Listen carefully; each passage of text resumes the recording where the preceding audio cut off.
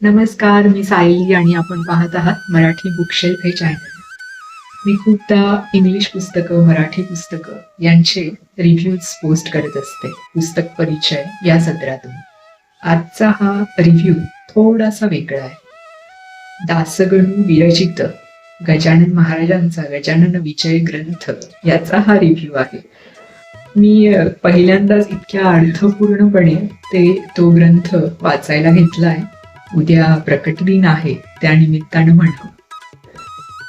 तर शेवटचा जो 21वा अध्याय आहे त्याला अवतरणिका म्हणतात आणि त्यात पूर्वीचे जेवढे 20 अध्याय आहेत त्यात ज्या गोष्टी आहेत त्याचं सार या 21व्या अध्यायात दिलेलं आहे.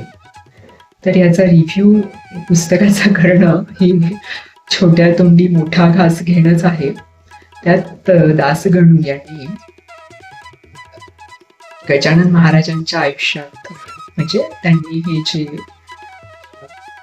जन्म तेव्हा जे आलेत गजानन महाराजांच्या रूपानं, तेव्हा त्यांच्या सानिध्यात आलेल्या भक्तांना काय काय अनुभव आले, काय काय अनुभूती आली, ह्याच्या गोष्टी, कथा, त्यांचं गजानन महाराजांचं चरित्र म्हणून या गजानन विजय ग्रंथ स्वरूपात त्या मांडलेल्या आहेत.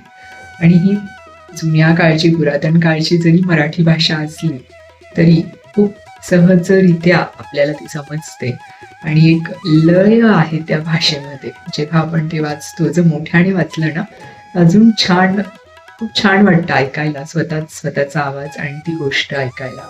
त्यात अक्षरशः म्हणजे गजानन महाराज आणि लोकमान्य टिळक यांची ही गोष्ट त्यात वर्णिली आहे. आणि लोकमान्य टिळकांच्या हातून गीता रहस्य या ग्रंथाची रचना होणार आहे हे भाकीतही गजानन महाराजांनी केलं होतं. ही गोष्टही मला त्या विजय ग्रंथातनं कळली आहे. तसंच मी सौ सायली भोकरे, तर भोकरे नामक एका व्यक्तीचाही संदर्भ, एका भक्ताचा संदर्भ, पुंडलिक भोकरे ह्याची एक गोष्ट त्यात आहे.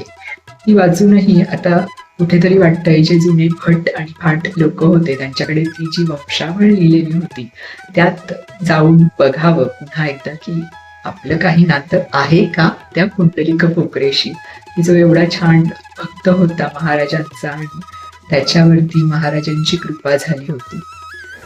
तर ती गोष्ट वाचूनही माझ्या मनात हा विचार आला आणि लवकरच माझा हा ग्रंथ वाचून पूर्ण होईल आणि उद्याच्या प्रकट दिनाच्या दिवशी झाला तर खूपच छान.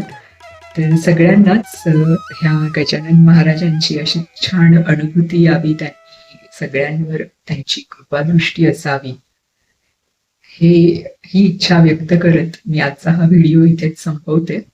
Stay tune till next video and good bye.